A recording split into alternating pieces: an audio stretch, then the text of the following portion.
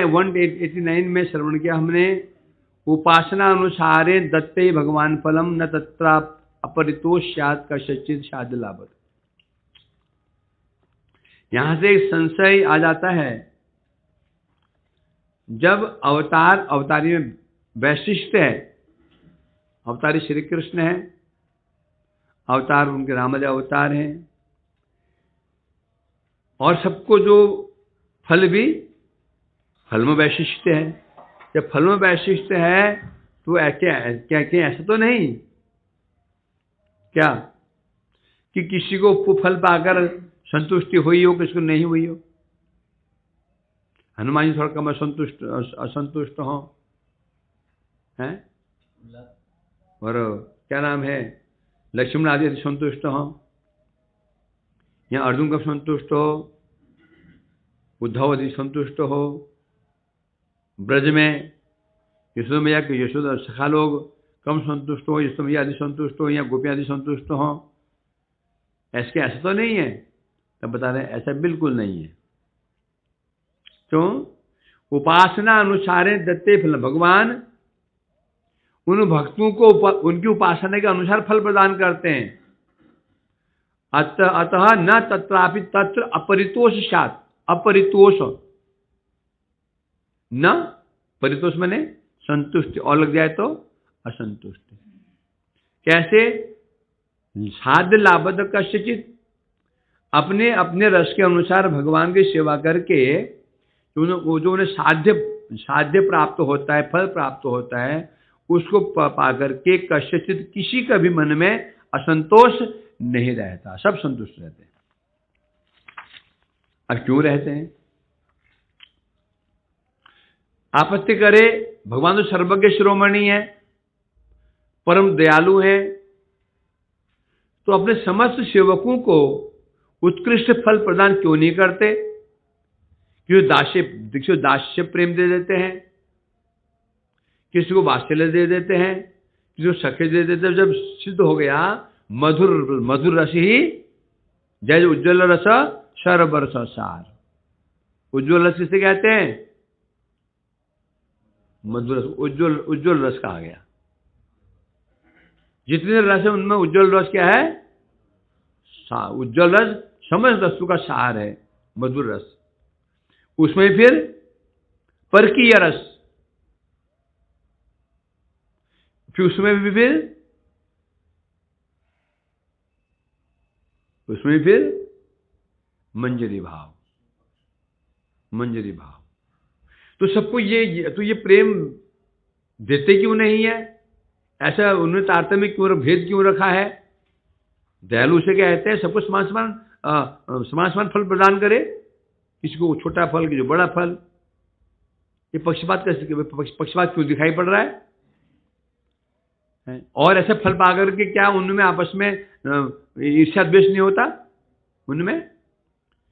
तो इसे आशंका समाधान करने के लिए उपासना अनुसारेण श्लोक कह रहे हैं, भगवान जो उनके उपासक हैं उनकी उपासना के अनुसार ही फल प्रदान करते हैं। जो भक्त जिस भाव से उनका भजन करता है उसी भाव से फल प्रदान करते हैं। भगवान में दोष क्यों नहीं जाता? बताओ, भगवान दोष क्यों नहीं जाएगा? भगवान ने पहले घोषणा कर रखी है, ये समांग प्रभजन्ते तांगैव भजाम्य हम।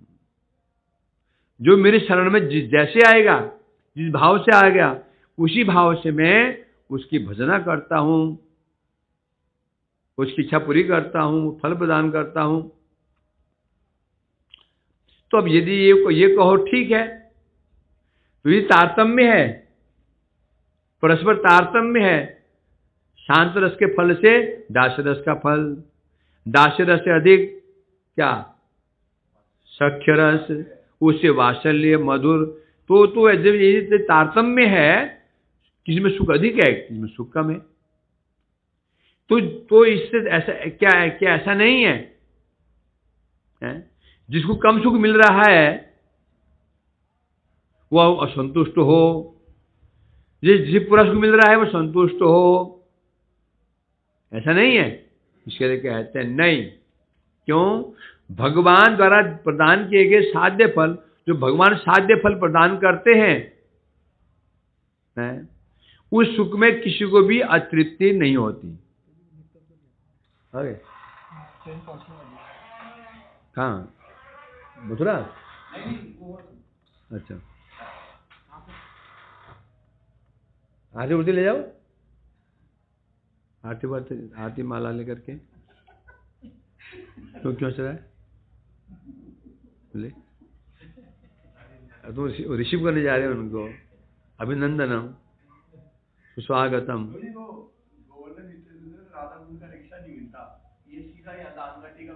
अच्छा, और लेता है तो 150-200 रुपये लेता है, उल्टा पड़ता है इसलिए।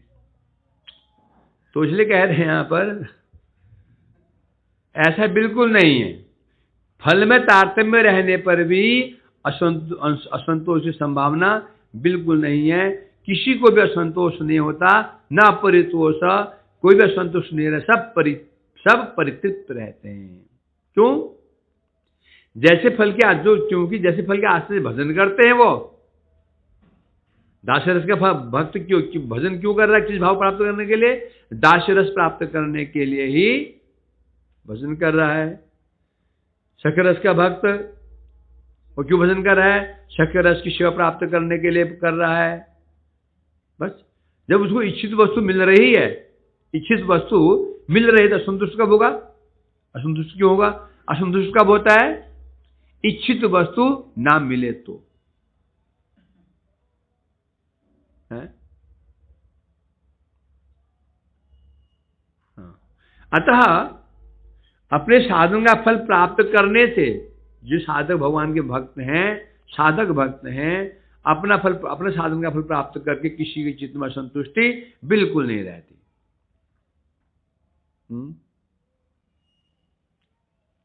कैसे? विचित्र लीला विभवस्य समुद्र कोटि गहन आशयस्य विचित्र तद्रूप तद्रुचि दान लीला विभूति मुत्तर्कयतुम प्रभु का। भगवान कहते हैं विचित्र लीला विभवस्य समुद्र कोटि गहन आशयस्य विचित्र तद्रुचि दान लीला विभूतिम उत्तर्कयतुम प्रभु का। क्या बता रहे? भगवान की लीला, तो भगवान लीला कैसे बता रहे हैं यहां पर? कैसे करते हैं? विस्तार प्राप्त करती है। कैसे है लीला? कैसी है? उनका हृदय कैसा है? बोलते हैं समुद्र कोटि गहन। एक समुद्र कितना गहरा होता है? कोई समुद्र माप सकता है गहराई? एक नाम समुद्र नाम क्या है? अगाध। न गाध इति अगाध, ये थाहा नहीं है, अथाह। अब यहाँ कोटि समुद्र कोटि, समुद्र गंभीर होता है। गंभीर मैंने कहा गंभीर होता है? समुद्र बहुत चंचल होता है। होता है चंचल समुद्र? है नहीं होता। किनारे किनारे समुद्र चंचल रहता है, लहरें उड़ती हैं। जब बीच मध्य पहुंच जाते हैं तो गंभीर होता है। ऐसा लगता है जैसे कोई मैदान हो, मैदान स्थिर। ये गंभीर क्या कहते हैं? गंभीर व्यक्ति कौन होता है? अब ऐसा नहीं है कि समुद्र के अंदर लहरें नहीं है। उस समुद्र के अंदर बड़े बड़े ऑक्टोपस, बड़े बड़े मगरमच्छ, बड़े बड़े व्हेल मछलियां हैं, छटर कर रही है। अंदर लहरें उठ रही हैं समुद्र के अंदर, परंतु समुद्र को प्रभावित नहीं होता है। उसी प्रकार बता रहे हैं क्या है? सिद्धि कौन है? क्या? समस्त भावों को जो दबा लेता है। हृदय में सब भाव भी आते हैं, वो विचलित नहीं कर पाते हैं। भक्त होता गंभीर होता है, सुख आए दुख आए उसको विचलित नहीं कर पाते हैं। तो इसलिए कह रहे हैं वो उनकी उनकी प्रभु कैसे, कृष्ण कैसे, ऐसे हैं। गहन आशय, आशय मैंने बोलते हैं हे महाशय, महान आशय, आशय मैंने उद्देश्य को हो, यहां उसकी इच्छा को हो, इसको आशय कहते हैं। आपका अब कहने का आशय क्या है, तो आपको कहने का आशय क्या है, उद्देश्य क्या है आदि। तो भगवान का आशय कैसा है, गहन आशय, भगवान के हृदय के भावों को कोई जान ही नहीं सकता। सबसे बुद्धिमान जीव कौन है इस ब्रह्मांड में, जिनके चार बुद्धि हैं, चार सिर जिनके हैं। क्या बोला उन्होंने, जानू जानतु किम बहुक्त्या न मे विभो मनसा उपसवाचो वैभव तव अगोचर। ब्रह्म जी कह रहे हैं ये, हे प्रभु जो कहते हैं वो आपको, मैं भगवान को जान गया, जानंतु उन्हें जानने दो। मैं चतुर्मुख ब्रह्मा कह रहा हूं, जो आपका पुत्र भी है, शिष्य भी है, वेद जिसके मुख से निकले हैं, तो मैं ब्रह्मा कह रहा हूं, तो स्वयंभू है, मैं कह रहा हूं। मनसा वपुषो वाचो वैभव तव अगोचर। आपका जो वैभव है अगोचर है। कैसे, दो अर्थ हैं इसके, तन से, मन से, वचन से मैं आपको समझ नहीं पाया। आपके तन का वैभव, आपका मन का वैभव, आपका वाणी के वैभव को अभी तो मैं समझ नहीं पाया। मन का वैभव क्या है, कि भगवान के मन में है क्या, वो चाहते क्या है, इसको मैं समझ नहीं पाया। आप क्या चाहते, मैं समझ नहीं पाया। वाणी का वैभव क्या है, आप जो कह रहे हैं इसका अर्थ क्या है, कहते ही बात रहे आप, इसका असली अर्थ क्या है, ये वाणी का वैभव नहीं जानता।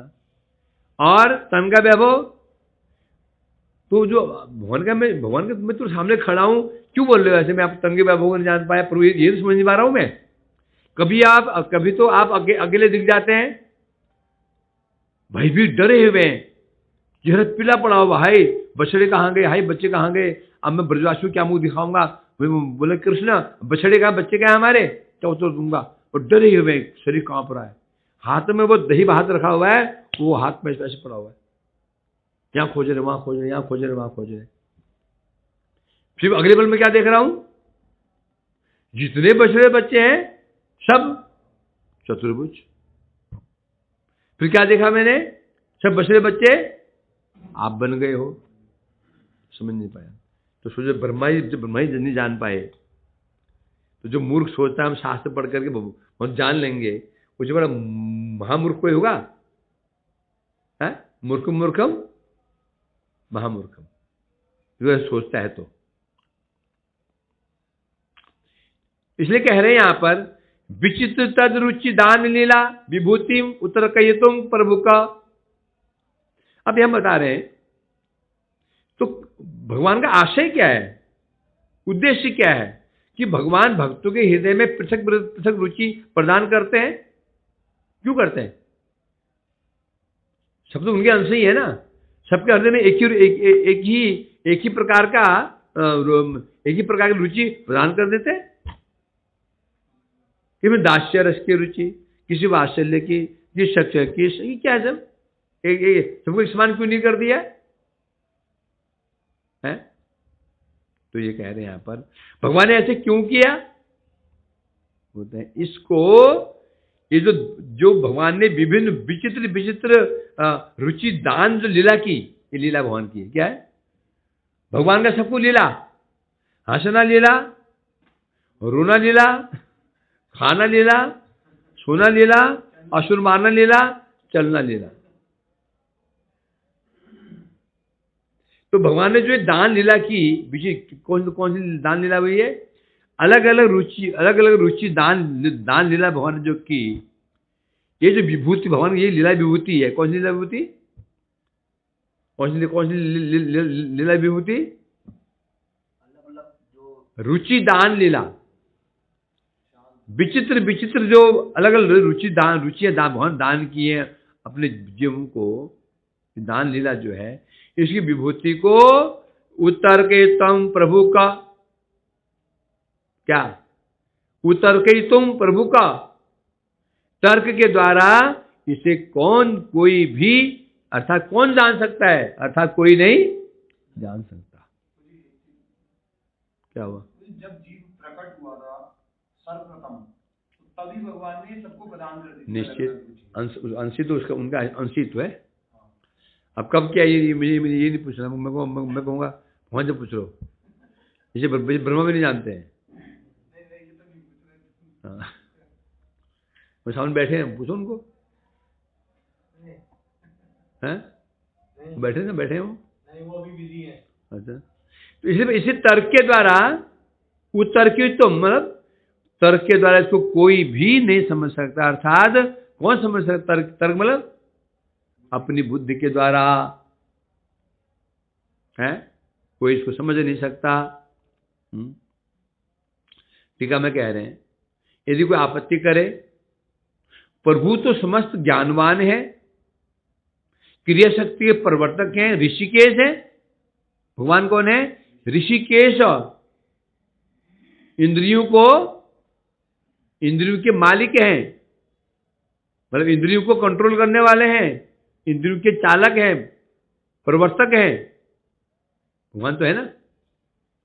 यदि भगवान ऋषिकेश है तो सभी भक्तों को एक समान रूप से उपासना के प्रति रुचि प्रदान क्यों नहीं की? ऐसे करते सबको एक समान रुचि दे देते तो सबकी उपासना एक जैसी हो जाती। उपासना रुचि अलग अलग हो गई तो उपासनाएं अलग हो गई। जगत में हर विषय में क्या है? विचित्रता है। खाने में कहो, पहनने में कहो, सोने में कहो, हर विचित्रता है, अलग अलग रुचि है ना। किसी रुचि होती जमीन में सोने में, फिर रुचि होती पलंग में सोने में, है होती नहीं होती? ये खाने की रुचि कुछ और, कुछ की रुचि कुछ और, सब अलग अलग है। तो यहाँ भगवान ने ऐसे क्यों नहीं किया? सबको एक रुचि प्रदान करते तो सबकी उपासना एक समान हो जाती। इसलिए कह रहे हैं ये जो प्रश्न जगह है, इसकी अपेक्षा में कह रहे हैं विचित्र लीला विभवश तस् समुद्र कोटि गहन आश्रयस्य है। कृष्ण ने ऐसे क्यों किया? कृष्ण कौन है? रसो वैसः। कृष्ण रसिक है, रसिक बोलो, रसो वैसः, रस के भंडार है। तो कृष्ण क्या बन गए? रसो वैस में रस के भंडार हैं, तो रस बन गए। तो रसिक कैसे हो सकते हैं? भगवान रस भी है और रसिक भी है। रस्यते इति रस, रसयते इति रस।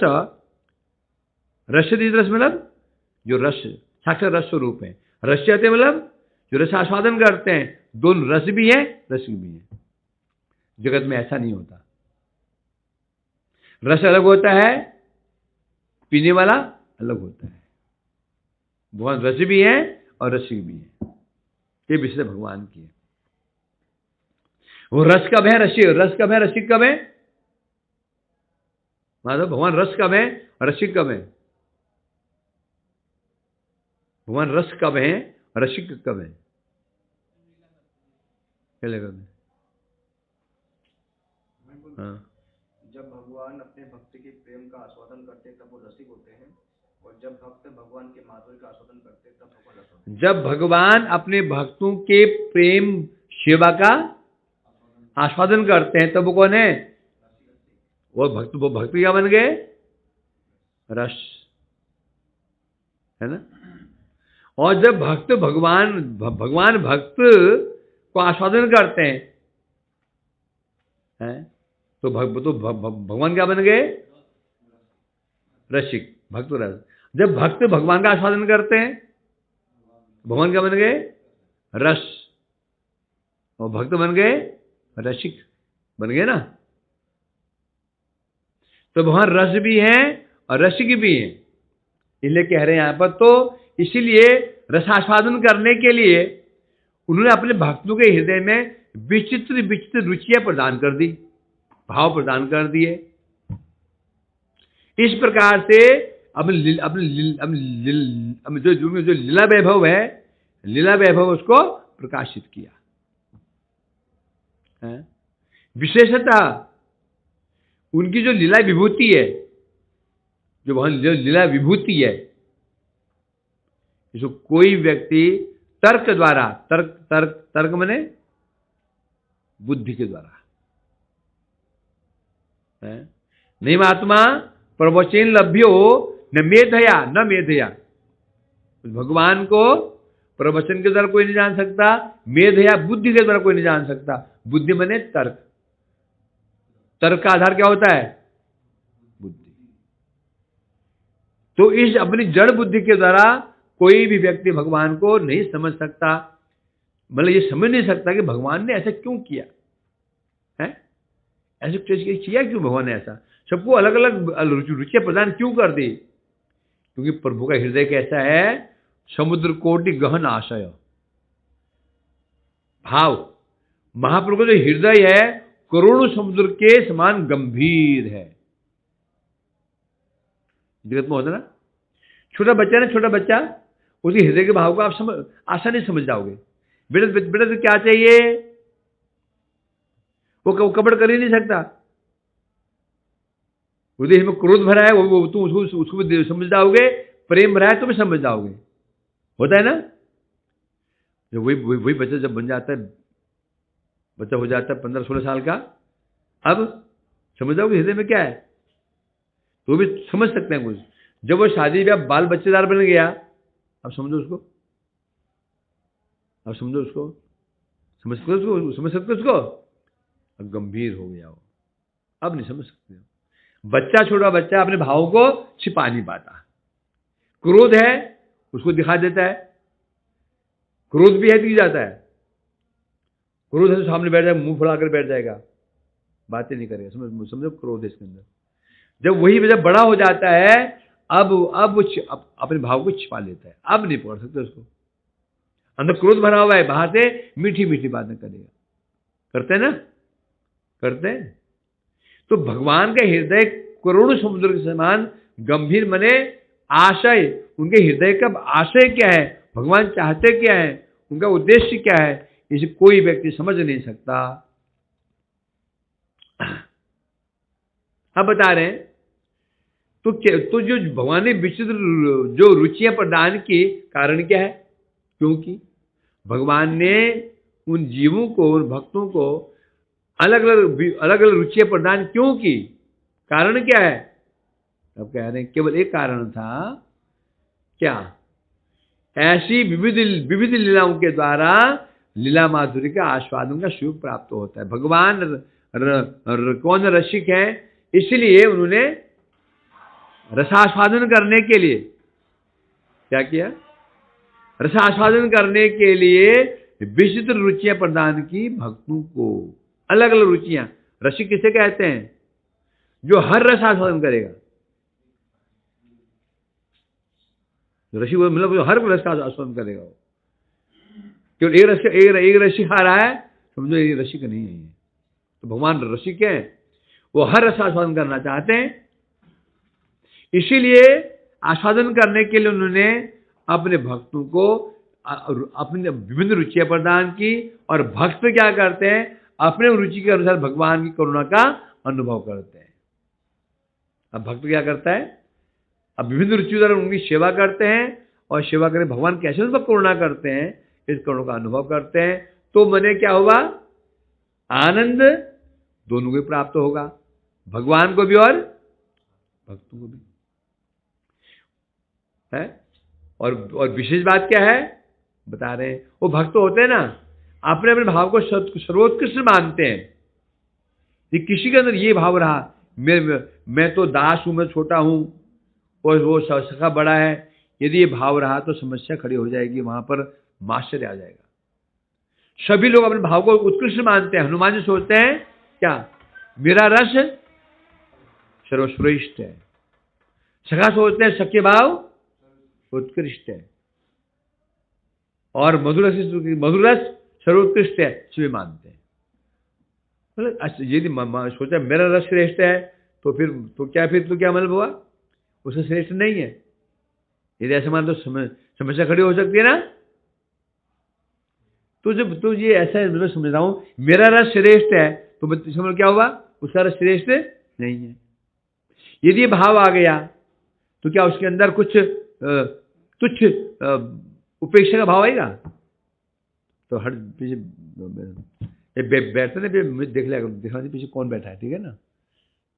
पहाड़ के बीच चींटी आ गई है, पहाड़ के पीछे चींटी आ गई।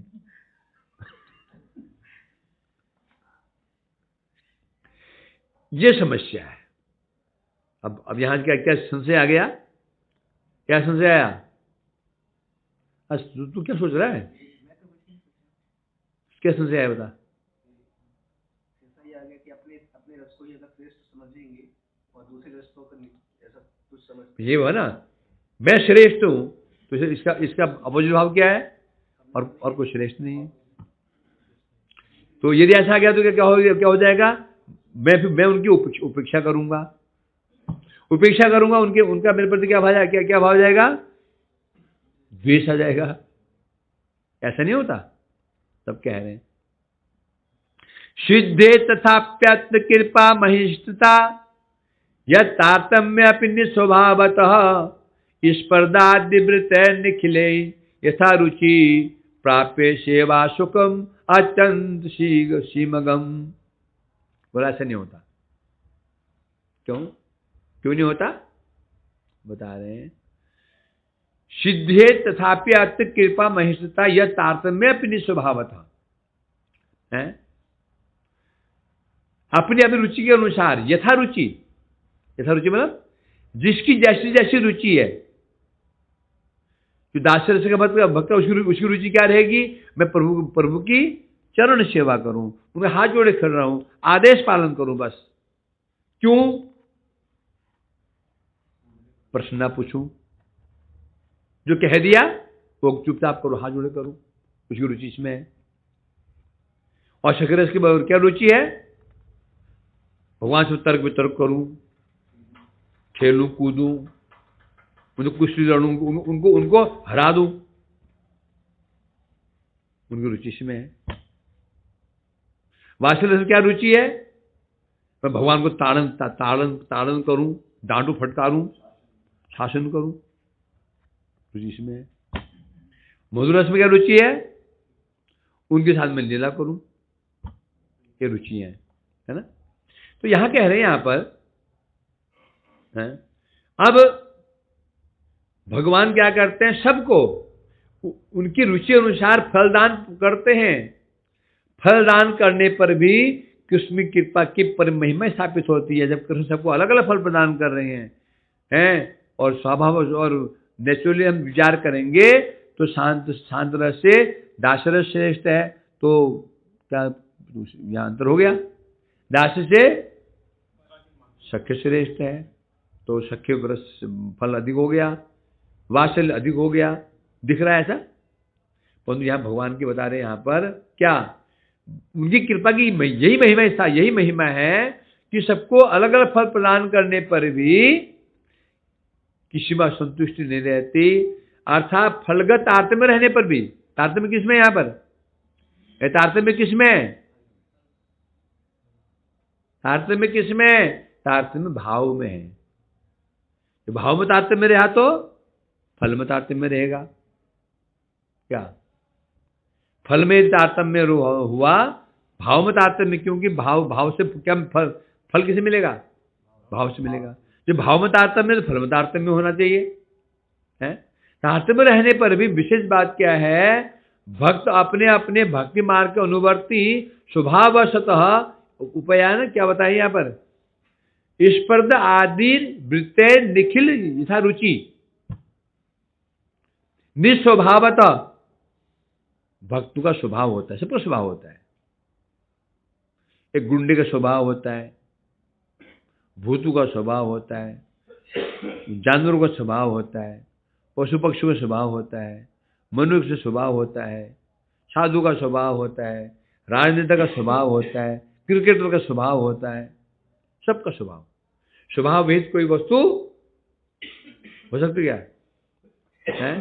स्वभाव विहित वस्तु का अस्तित्व ही नहीं रहेगा। स्वभाव रहित वस्तु हो ही नहीं सकती।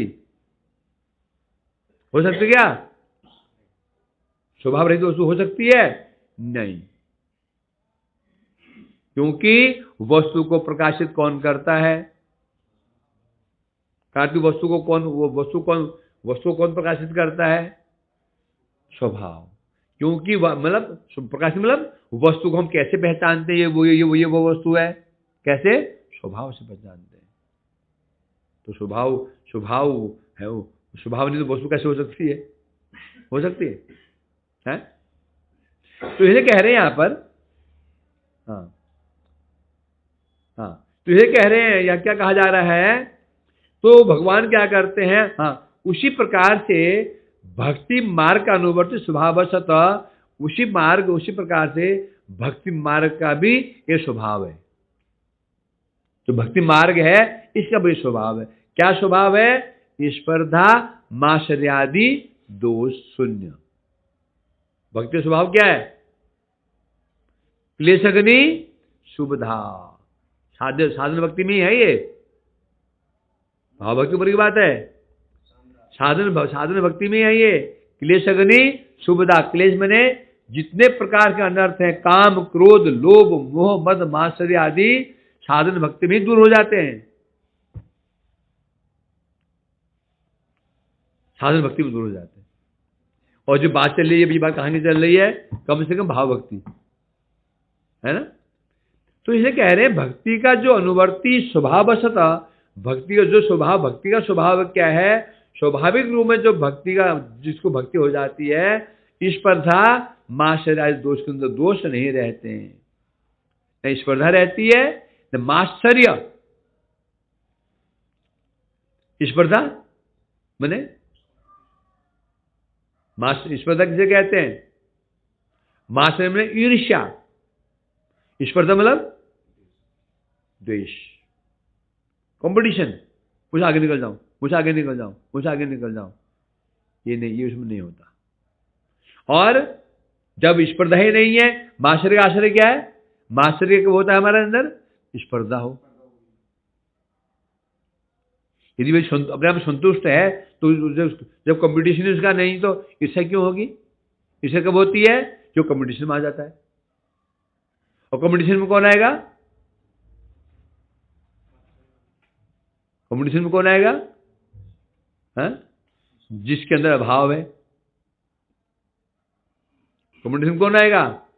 जिसकी इच्छा है। अभावग्रस्त हुई तो वो कंपटीशन करेगा? तो अपने परिपूर्ण है तो वो कंपटीशन क्यों करेगा? तो कंपटीशन करेगा तो निश्चित रूप में फिर क्या होगा? ईर्ष्या आएगी ना।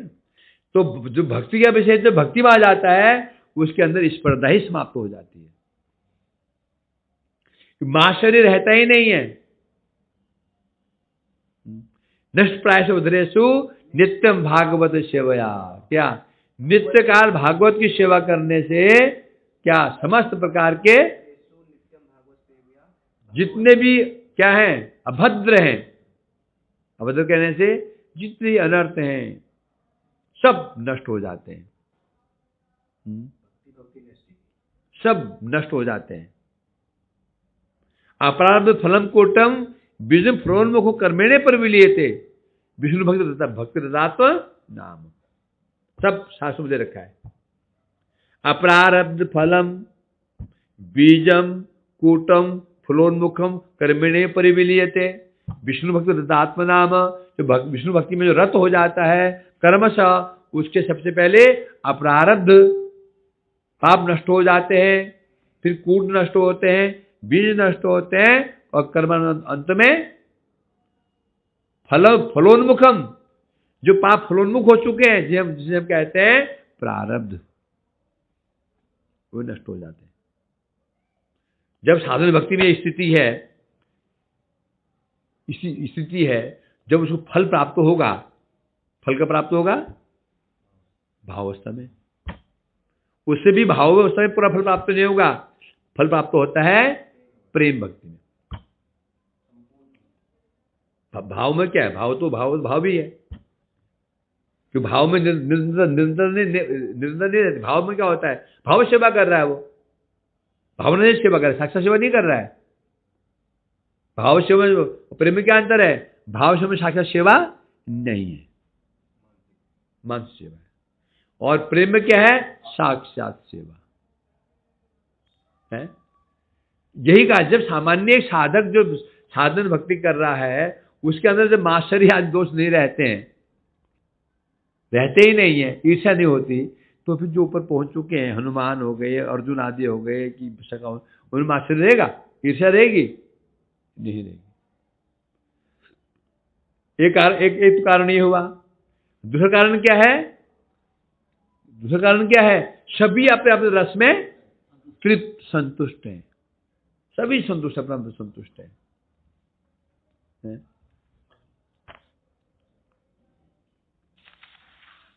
हाँ, तो इसलिए बता रहे हैं, परस्पर प्रीति द्वारा प्रीत होकर के वो क्या करते हैं? परस्पर प्रीति। भक्तों में आपस में क्या होता है? परस्पर प्रीति भाव रहता है। दास सख्य भक्तों में द्वेष नहीं होता, ईर्ष्या रहती, ईर्ष्या नहीं होती, आपस में प्रेम रहता है। स्वाभाविक प्रेम रहना चाहिए। यदि भक्तों में आपस में द्वेष दिख रहा है तो समझो अभी साधन भक्ति भी शुरू नहीं हुई। यदि ईर्ष्या मन में है, वो आगे बढ़ रहा है, मैं आगे नहीं बढ़ पा रहा हूं, है? रोज परिक्रमा कर रहा है, मैं नहीं कर पा रहा हूं, उसको मैं करने नहीं दूंगा, है? वो 3 बजे उठ जाता है, मैं नहीं उठ पाता हूं, उसको बड़ा सम्मान हो रहा है, मेरा सम्मान हो रहा है, तो मैं उसको उठने नहीं दूंगा, ऐसे दूसरी नींद की गोली खिला दूंगा खाने में, उसके नींद की गोली मिला दूंगा खाने में, और रोज उठे 8 बजे, डांट पड़ेगी ना तो तब मजा आएगा। बेचारे को कर दिया सर, बताओ। और खूब नाम करता, मैं नहीं कर रहा हूं तो उसको मैं करने दूंगा। यदि ऐसा हो रहा है, उसके बहुत शिष्य बने, मेरा कोई शिष्य नहीं बन रहा है, ईर्ष्या आ रही, तो समझो अभी साधन भक्ति भी नहीं है। भाव भक्ति बहुत ऊपर की बात है, अभी साधन भक्ति में नहीं है। सुझा क्या बोला मैंने? साधन भक्ति भी नहीं है।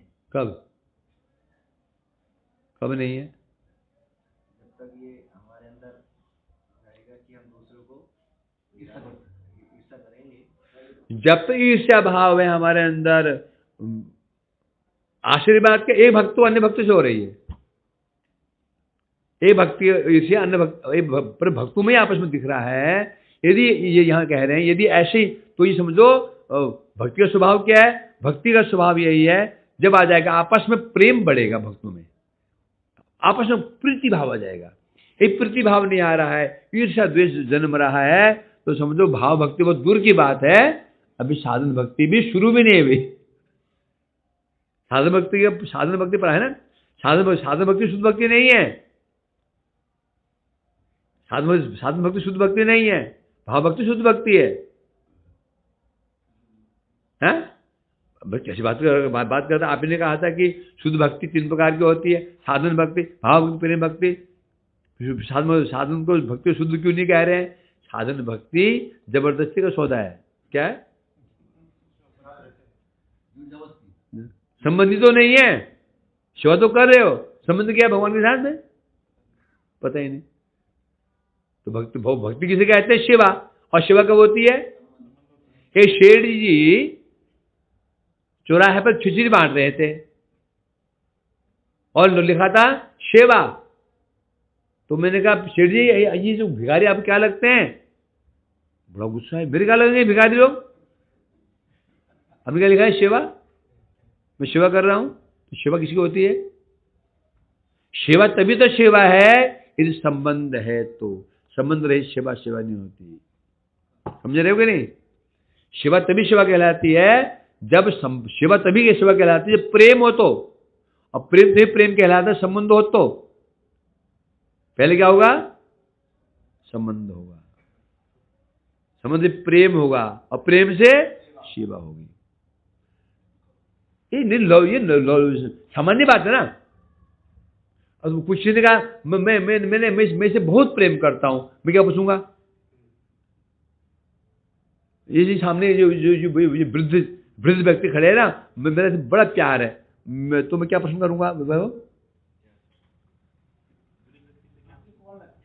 मैंने कहा वैभव, ये सामने वृद्ध व्यक्ति मैं बहुत प्यार करता हूं, तुम क्या पूछोगे?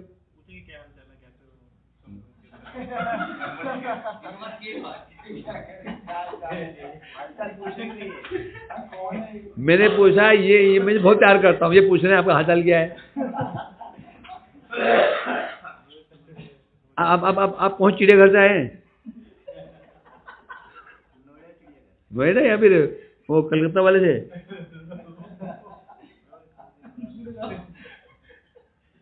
मैंने कहा वैभव, सामने जो वृद्ध व्यक्ति है ना, जो वृद्ध व्यक्ति खड़े हैं, मुझे बहुत प्यार करता हूं, तो तुम मुझे क्या पूछोगे? हैं? तुम मुझे क्या पूछेगा? हाँ, आप बोलो तो ये पूछेगा ये आप क्या लगते हैं? सीधा प्रश्न ना। वो बुढ़िया मेरी वो वृद्धा जो स्त्री है बहुत प्रेम करता हूं, क्या बोलेगा ये? अब क्या लगती, सीधा क्या लगती है? मतलब ये है, प्रेम तभी प्रेम कहलाता है यदि कोई संबंध है तो। संबंध नहीं है तो प्रेम नहीं कहलाया जाएगा। प्रेम का आधार संबंध है ना। और मैंने कहा वो जो वृद्ध व्यक्ति है ना, उनकी बहुत सेवा करता हूं, तो पूछेगा, अब क्या पूछेगा? क्या सेवा क्यों करते हैं? संबंध ना, संबंध आधार। क्योंकि साधन भक्ति में संबंध ज्ञान नहीं होता, आवृत है, पूरी तरह से आवृत है, ढका हुआ है, अनर्थग्रस्त है। अब अपने क्या मानने बैठा है वो? मैं शरीर हूं और ये मेरा घर है, ये मेरा, तो इसलिए संबंध ज्ञान तो है नहीं, इसलिए वो क्या कर रहा है? अंधकार में तीर चला रहा है, अंधेरे में तीर चला रहा है। समझा कि नहीं? अंधे के हाथ बटेर लगना, अंधा था, हाथ मारा उसने, एक हाथ लगे उसके। तो इसलिए कहा, तो सिर्फ साधन भक्ति है भी, तो भाव भक्ति शुद्ध क्यों है? कि भाव भक्ति शुद्ध इसीलिए है कि उस भाव भक्ति क्या होता है, क्या स्वरूपगत, स्वरूप के अनुसार ही सेवा हो रही है उसमें। अभी पता ही नहीं है ना हमारे क्या स्वरूप है। अभी जो हमें अच्छा लगता है, तो मुझे ना ये मधुर रस बड़ा अच्छा लगता है, रासलीला बड़ी अच्छी लगती है, या मुझे ना ये बाशल रस बड़ा अच्छा लगता है। जाना हमारी क्या स्थिति है? कहीं हनुमान जी की महिमा गान की जा रही हो, क्या सी भक्ति है, वाह, मन में आ जाएगा हनुमान जी दर्शन हो जाए तो चरण धूली सिर में दे दो। ऐसा है कि नहीं? और छोड़ दो ना कि शिव जी की महिमा गान की जाए, शिव जी कैसे है, तो शिव जी कितने श्रेष्ठ हैं। अभी हम थाली के बैगन है, थाली के बैगन बीच पैदा का लोटा, जहां पड़ला वही लुढ़क लिए।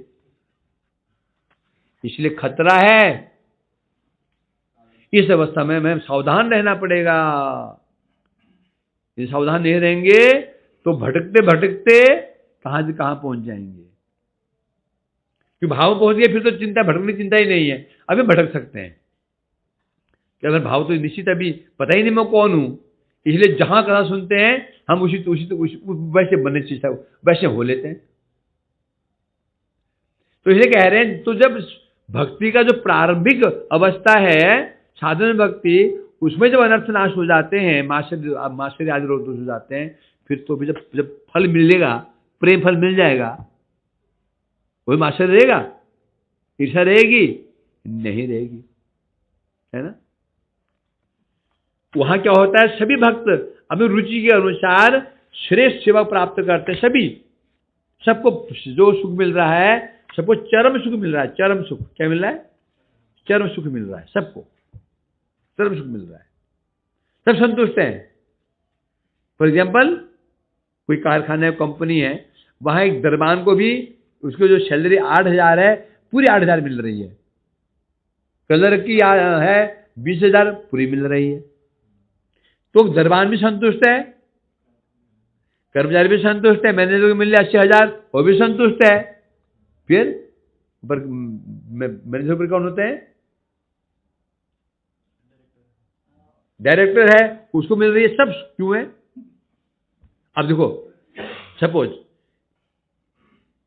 बॉस ने कहा इस महीने मैनेजर जो दरबान है उसको सैलरी पूरी मिलेगी, कुछ घाटा हो गया है और सबकी सैलरी काटूंगा मैं।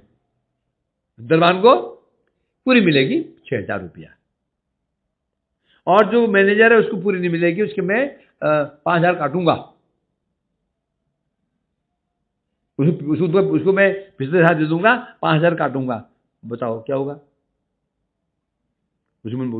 वो विरोध नहीं करेगा। तो यदि मेरी काट रहे हो तो दरबानी क्यों दरबान की तनख्वाह काटो क्यों नहीं? दो। कहा क्यों? कितने मिल रहा है दरबान को? केवल 5,000। उसमें वो आपत्ति करेगा, सर यदि यदि हमारी काट रहे तो उसी में काटो। ये ऐसे बोले नहीं बोलेगा वो? नहीं बोलेगा।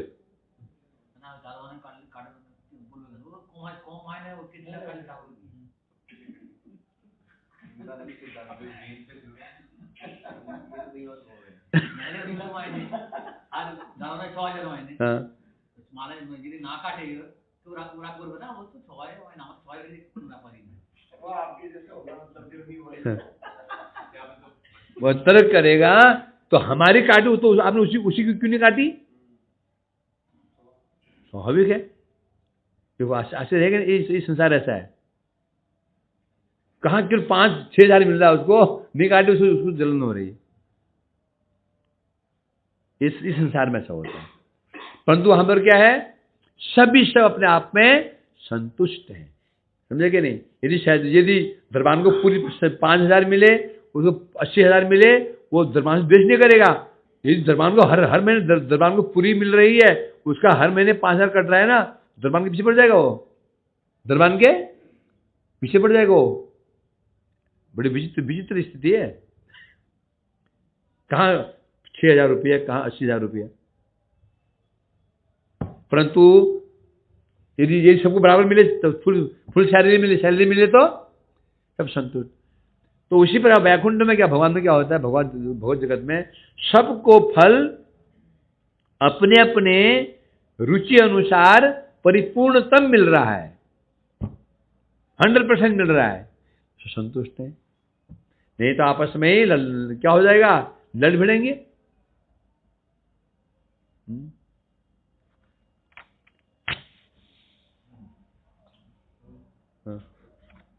क्या हो गया?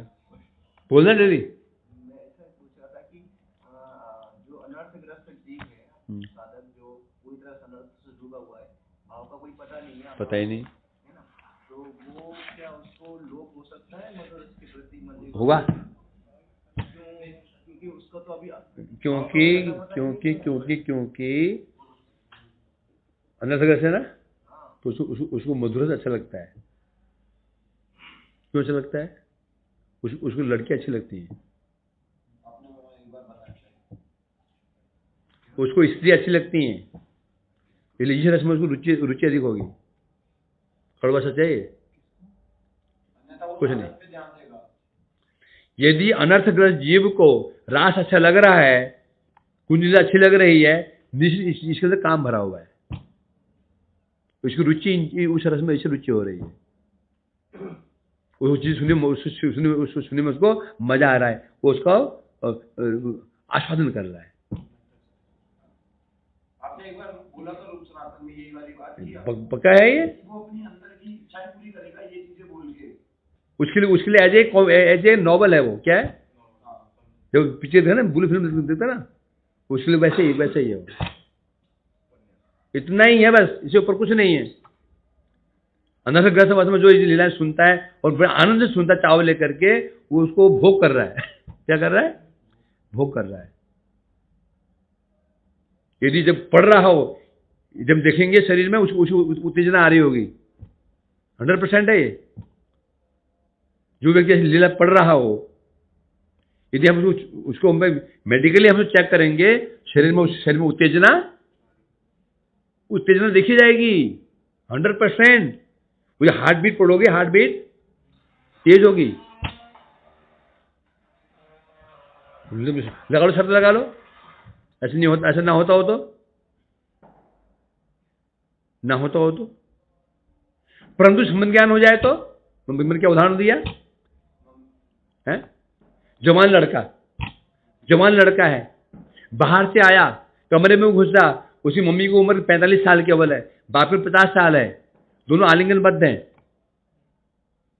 देख करके क्या उसमें क्या भाव आएगा? तो देखिए उसको लज्जा के मारे डूब जाएगा वहीं पर ही। अब उनके सामने जा नहीं पाएगा, अभी वो सामने जा भी नहीं पाएगा उनके सामने। क्या वो दृश्य का स्मरण करेगा? वो उसको आस्वादन करेगा? नहीं करेगा। वही लड़का अब रिश्तेदारी में गया, एक 65 साल की बुढ़िया, 70 साल का बूढ़ा आपत्तिजनक स्थिति में देख लिया उसने, दूर दृष्टि में, क्या करेगा? वो छिप के देखेगा उसको, और बाद में उसका फिर आस्वादन भी करे। हो सकता है वीडियो बना ले उसका, उसे वीडियो बना सकता है, उसको आस्वादन होगा, शर्म नहीं आएगी उसको, थोड़ा मजा आएगा देखने में। तो दूर का रिश्तेदार है। तो ऐसा क्यों? कार्तिक समझ की, ये मेरे माता पिता हैं, ये मेरे बहन जीजा हैं, और जो और कहीं पर संबंध ज्ञान है ना, 65 साल की बुढ़िया, 17 साल का बुढ़ा, उनको भी देखिए ना, काम जग जाएगा। ऐसा है कि नहीं? संबंध ज्ञान उदित नहीं हुआ और ये निकुंज लीला उसको अच्छी लग रही है, तो भोग कर रहा है हृदय में। वो मतलब कि वो जब उसकी दृष्टि में कौन है? वो राधिका जी कौन है? तो परम सुंदरी लड़की है। कृष्ण कौन है? सुंदर पुरुष। इस रूप में अनुभव कर रहा है उसको, ये नहीं कि अच्छा लग रहा है, रस अच्छा लग रहा है। और वैसे वात्सल्य रस भी ऐसा ही है, वात्सल्य रस भी ऐसा ही है। मैया यशोदा कृष्ण चले गए हैं, कृष्ण मथुरा चले गई हैं, मैया पागल के रो रही है। इसको पढ़ करके एक स्त्री एक पुरुष रो रहे हैं। क्यों रो रहे हैं वो? क्योंकि वो क्या कल्पना कर रहे हैं? कृष्ण के स्थान पर अपने बच्चे को रख रहे हैं, और मैया के स्थान पर अपने को रख रहे हैं। समझा? वो रो रहे, कृष्ण नहीं रो रहे हैं, वो नहीं रो रहे हैं। वहां क्या हो रहा है? मेरा पुत्र चला जाए, वही समस्या आ रही है। सब ऐसे ही है। ये संबंध ज्ञान है नहीं और आंसू आ रहे हैं, रो रहे हैं, वो ऐसा नहीं है। समझा कि नहीं? भाव भक्ति में संभव से पहले जो हो रहा है, केवल आस्वादन कर रहा है, मटेरियल जड़ आस्वादन कर रहा है, रस आस्वादन कर रहा है। इसके ऊपर कुछ भी नहीं है, वो कुछ भी, इसके ऊपर कुछ भी ऊपर नहीं, इससे बस इतना ही बस हो गया। लोभ की बात बोलते हैं गुरुवार की, लोभ हो जाता है साधक को, ये कब होता है? लोभ कहाँ शुरू होगा? लोभ का लगे सीधा रुचि से। लोभ कब होता है? लोभ किस वस्तु के प्रति होता है? जो अपनी वस्तु, जो अपना स्वरूप में हो, थोड़ा सा जो अपनी वस्तु हो लेकिन अपने पास जो वस्तु उत्कृष्ट हो, तो समझ चुके उत्कृष्ट है, तभी रुचि उत्पन्न होगी। मेरा रुचि उत्पन्न, हम पता ही नहीं उत्कृष्ट वस्तु है क्या, पता है? लोभ जो होगा, तो लोभ कह रहे हो, लोभ पहले वस्तु तो होनी चाहिए, और फिर ये पता नहीं लोभ किस विषय में लोभ है। तुमने कहा मेरे मन में बड़ा लोभ आता है, मैं क्या पूछूंगा? मेरे में बहुत लोभ है, मैं क्या पूछूंगा? मैं किस वस्तु के प्रति, किस वस्तु में लोभ है पूछूंगा ना। किस वस्तु लोभ किस वस्तु के प्रति है? नहीं, सभी वस्तु में है। ये उत्तर हुआ कोई? इसमें मेरा लोभ सब वस्तु में हो जाता है, लोभ कहीं पर भी नहीं है। वो कहीं पर भी नहीं है। हाँ मेरे भाई खाने में बड़ा लोभ है, ये सब में है कह रहा है, तो फिर ये व्यक्ति नॉर्मल, ये व्यक्ति क्या है, नॉर्मल है, नॉर्मल है। हाँ खाने में बड़ा लोभ भैया, हाँ रुचि, समझा क्या नहीं? रुचि अवस्था में लोग होगा, आपसे पहले नहीं होगा। कैसे कैसे हो जाएगा? टाइम नहीं, बोलो बोलो। एक छोटा सा, जैसे गुरुदेव शिला गुरुदेव ने सबको हमको बोला कि हमारा एकमात्र टारगेट है राधा दास्यम, ठीक है। अगर हमारा, जैसे अभी हमने इसमें सुना, अगर हमारा कुछ और भाव हुआ फिर हैं? हम सब तो उसके प्रति कर रहे हैं, जैसे गुरुदेव ने जो बोला, लेकिन अगर हमारा कुछ भाव होगा, अलग भाव हुआ तो गुरुदेव क्या तुम क्या मधुर सिंह सुनाते थे क्या? गुरुदेव क्या तुम मधुर सिंह सुनाया था मठ में आते तुमको? फिर सब सुनाया ना, दार्शनिक कथा भी सुना रहे हैं, शक्ति भी सुना रहे हैं, सब सुना तो रहे। तुम उसमें वो चीज ले लेगा, जो हमारा होगा, हो गया। बोला था हरि बोल। चलो कृष्णा हरे